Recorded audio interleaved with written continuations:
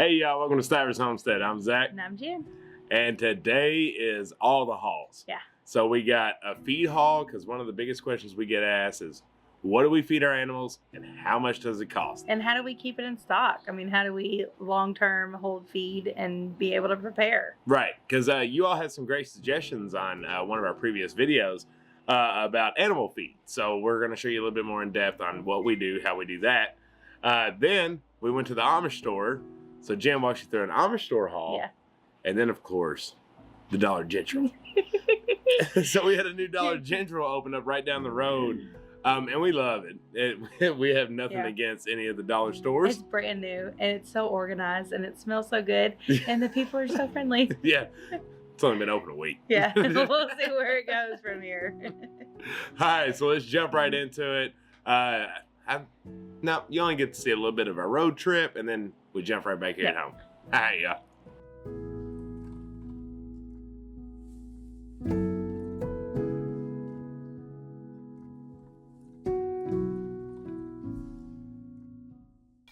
Okay, feed haul.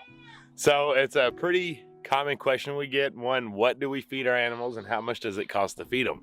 So we have a local roller mill here called Baghdad Feeds, and or Baghdad Roller Mills. And they've been in operation forever, since the 1800s. They're all non-GMO. They supply probably almost every farm within quite the vicinity here. So that's where we get our feed. Now what you see behind me is $160 worth of feed. That'll last us about 2 weeks. So if you're new to our channel, we have 14 goats. We've got, how many dogs we got now? We got five dogs, one livestock guardian dog that's with our goats, 4 others that just make life miserable sometimes. No, I'm just kidding. We love our dogs. Then we got just a crazy amount of poultry. We got chickens, guineas, ducks that are all in a petting zoo together. There's too many to count. And then we've got turkeys that we will be harvesting probably within the next 2 to 3 weeks. They're in our backyard. We've got rabbits, and then we got a cat. So everything in here is all of their feed besides the cat. So what do we get? Starting with the goats, I get 3 alfalfa pellet, these are all 50-pound bags. I get 3 alfalfa pellets. I get 3 18% Tingle goat protein feed, and then we get a bag of sunflower seeds. So for our girl goats, they get a mixture of all 3 of those: sunflower, Tingle goat pellet, 18% protein, and then alfalfa pellet. And I mix it all together, and that's their feed they get. For our boy goats, they just get alfalfa pellets and sunflower seeds. The protein and the actual feed can actually mess up fella's urinary tract, so that's why you stay away from that, and they just get alfalfa and sunflower seeds. A lot of people say, why sunflower seeds? It's got really good oil in it that's really good for their coat and their skin. So that's one thing that we keep in there just for that. Plus, it's a little treat for them. For the poultry, we get a layer feed. I forget the percentage. It's either, I think it's 15 to 20, somewhere in between there. And then we get a bag of, or 2 bags of scratch. So 2 layers, 2 scratches. That lasts them about 2 weeks.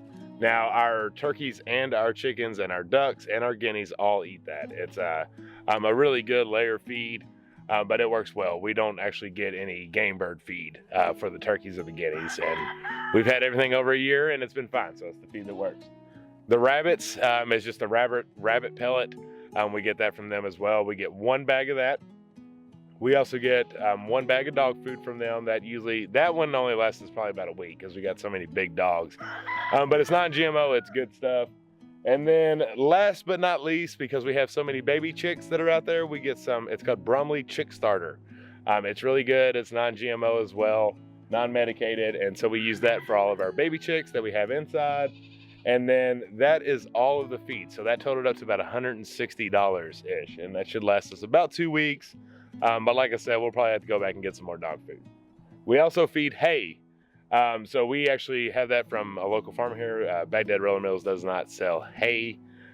So we get that from them. We're stocked up. I have it back here because I had to feed them, but we have it in a lower little shack that we have to keep it dry. But that is the haul for the feed. So if you're curious on wanting a big old farm or have a big old bunch of animals, that's kind of a guess. We're over $300 a month in feed. And of course that does cut down a little when we flip over to springtime and summer and we got more grass on the ground for them to eat. But we are big believers in feeding your animals pellet. One of the big reasons for that is we have never once, and knock on wood, had one of our goats get out. These boys over here, we came home the other day and their gate was wide open. So what happened was, see this nice yummy cedar tree? They were leaning on a branch, because the reason I know is because I saw them do it again later, which we have fixed now. They were laying on a branch, slipped off of it, hit the fence, got shocked because they know it's a shockable and it shocked them. But what that does is on this Premier One fencing, this is just on by an up and down. It just goes up. So if it gets some real hard tension, it pops the gate off. But they sit right there with the gate open and did not go out. Was so proud. Even Charles Manson, yes, they just stayed right there. Here is my theory on why our animals don't leave their pens. First theory, it's pretty much proven. They're all trained on electrical fence, they respect it. So even when the gate's open, they still don't cross that line even if it's invisible because they don't want to get shocked. 2, we never miss a feeding, ever. Morning and evening, they always get fed. Now, like I said, the reason it cuts down in the summer is because we use less. We don't use as much because they're eating more grass. But they know at 7:30 to 8 a.m., they're being fed. And from 4 to 6 p.m., they're being fed every single day. So they know it's there. It's routine. It's kind of like training an animal on a bucket, you know, a pig or so to get them to follow you. Same thing. If they know that's time to feed, especially if you're late, they'll start telling you about it. They're not stupid animals. They know. So that's 2 big reasons why I think our animals stay in there. The third is they're just happy. You add into the feed, you give them plenty of room, plenty of hay. They're just happy where they are, so they don't always want to leave. But that's why we're such strong believers in making sure that you get that fed and don't always just let them graze, because then they're going to be looking for more food and never thinking that food's coming to them. So keep that in mind. Take it for what it is. You ain't got to do it, but it's just what we believe in. So that is our Baghdad feed haul. So now it's time for Jen to get into the more inside stuff. Okay, so Zach showed you the feed haul. So I think we're good there for a while, hopefully. If not, they're right down the road. We have supplies for you. So we'll just go and get more if we have to. We're pretty good friends with them, so I think that'll work out just fine. We also, I don't know if he told you, but we also went to our local Amish store. We have a small Amish community that's about 30 to 35 minutes from us. It's out in the country and they're really awesome. They have their own place called a Homestead market.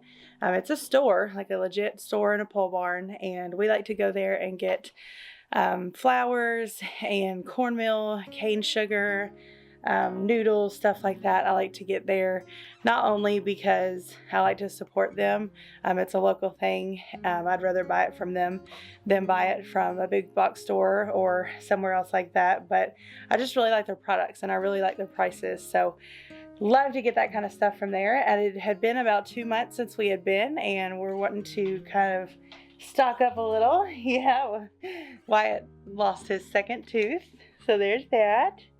I don't know if you can see it. He was so brave. He let me pull it. Good job, Wyatt. You excited? Mm-hmm. All right. I get $5 more bucks. Yeah, we'll see. We'll see what happens. He did great. But yeah, we like to get our stuff from there and needed to stock up on some stuff, so we went. And we also went to the Dollar General because there's a brand new one that's right down the road from us, and I wanted to get some. We got a few toys from there, and I wanted to get some paper products because I love their prices on paper products. I love buying it from there instead of Walmart, and we wanted to check it out because it's brand new and it's right down the road. So it was a beautiful store, very clean, very nice. The people were super friendly, so we'll definitely be going back there. But yeah, let me show you what I got.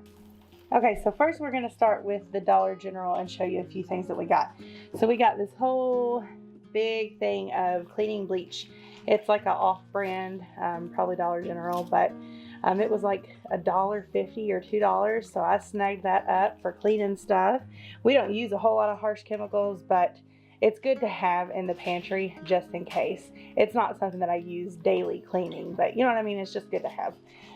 Some feminine products. We stocked up on that, 2 boxes each and 2 bags each. Just wanted to stock up on that. Kind of an embarrassing thing, right? But shouldn't be, because it's a normal part of life, and that's something that you need, you know? You need to have that stocked. It's not really stuff you think about, but it's important for women. So we got some rubbing alcohol. It was $1. We got 2 of these Good and Clean little disinfectant wipes. They were $1 each, so that was cheap. We got 2 tubs of some Clover Valley off-brand coffee, but it's good to put in the pantry, right? You know, you're gonna need coffee at some point, so that's something we like to stock up on and have on hand. And then we got 6 rolls, which they're 6 rolls of paper towels, the Dollar General brand, for only $5. So they're very thick. I would compare them almost to Bounty, so I'm happy with that. We're just gonna throw that in the pantry and not use them unless we absolutely have to, but just something we like to keep in there just in case we ever need. And a whole pack of toilet paper. We got 32 rolls. They're double rolls, so of course they say that's 64. It's Dollar General brand, but it's good quality. We felt it out, and we're gonna throw that in the pantry as well. So when we go to the grocery, like I showed you my grocery haul a couple weeks ago, we get what we immediately need, and then most of the time between paychecks, we will go to places like the Farmstead Market or the Dollar General or Sam's Club, or, you know, something big that sells stuff in bulk, and we buy this kind of stuff. It's not for daily use. We don't put this in our main pantry over here. We put this in our pantry that's over there with all of our long-term storage, dry goods, canned food, and we don't touch it. Like, if we run out of coffee, we will go to the store and buy more coffee before we touch that coffee, because that is stock. That's what we like to keep and not touch it until we have to, if you know what I mean. The same for toilet paper and paper towels. If we run out of those things, then we make a run to the store and get more. We don't go and get our stock in the pantry, because that stuff stays. It's not for daily use. Okay, also got this white rice. I'm not sure why that's over here. It is a 5-pound bag of white rice, Clover Valley, enriched long grain. Not your organic stuff that we eat every day. It's just for storage. For the everyday stuff, we like to try and get as close to organic as possible. Okay, so for the Amish store, we have a big 2-pound thing of yeast and another 1 pound of yeast. I used yeast for my bread, so that's something that I have to have, and I like for daily use and for stock in our pantry. We've got a big 2-pound log of Amish country butter. I love their butter, so every time we go there, I try to get that for the fridge. I've got a 4.5-pound tub of lard. It does have to be refrigerated, so we'll put that in the fridge, not the pantry. We got a 1 quart of coconut oil, so it's, let's see, 96 ounces, 3 quarts, not 1 quart, and it was only $12.19.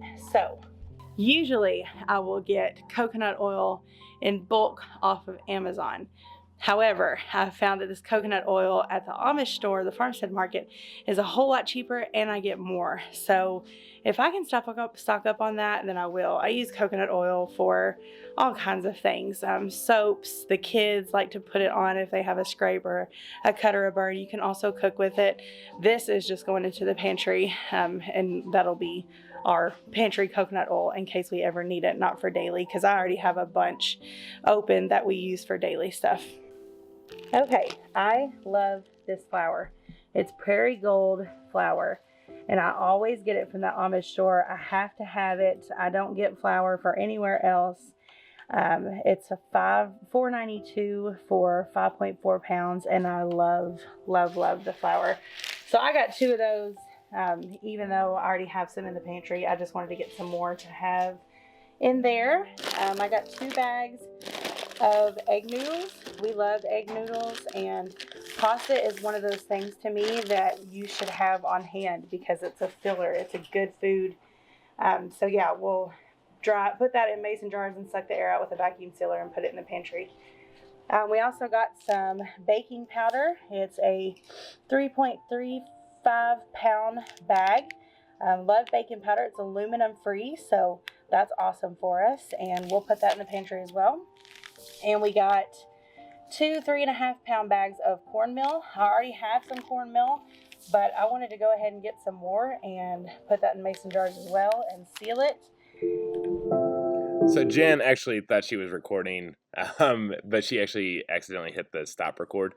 So there's only 2 other things that you missed. That was the pretzels and the sugar, and that wrapped up the Amish and Dollar General store haul. So now let's wrap this bad boy up. I hope you enjoyed that. So we got to show you all the feed.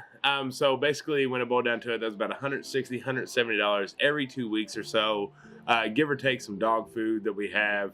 But that's kind of the gist of what we use. It works well for us, and I think it just is appropriate. So it gives all of our animals everything they need.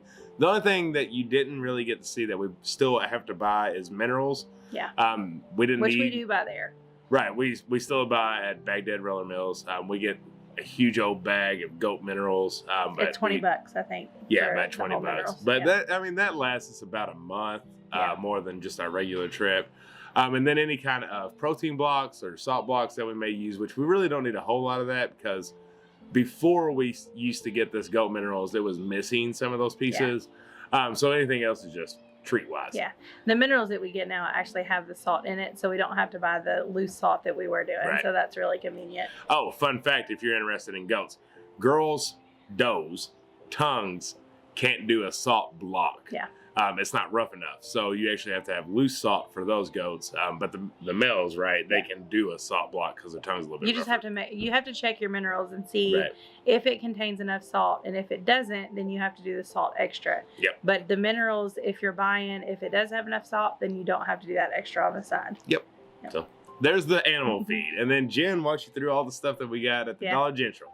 So I actually didn't say how much money we spent. So at the Amish store, we spent $74, and you saw everything that we got. And at the Dollar General, we spent $90. $90. I think it was. That also included some laundry stuff that I didn't show you because I just didn't include it in. It's stuff that we get on the daily, but it's not long-term storage stuff. Yep. Did you show them the kids' toys too? No, I didn't. Okay, so that included the price. The kids had to get some at Dollar General. They had already opened it by the time. Right. So yeah, and then the Amish store, we have actually vacuum sealed all of that stuff, put it in mason jars, and it's now in our pantry. So the pantry just continues to grow. Yep. All right, y'all. Well, I hope you enjoyed this complete day in the life overhaul on things that we do.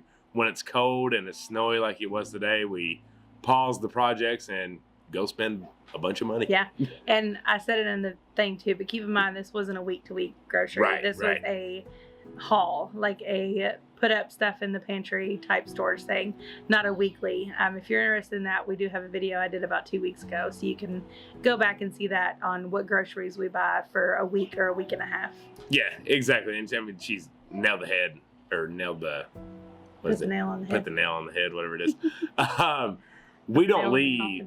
Let's not do that. We don't leave a whole lot, but when we do, the truck is completely packed full and we get everything we need.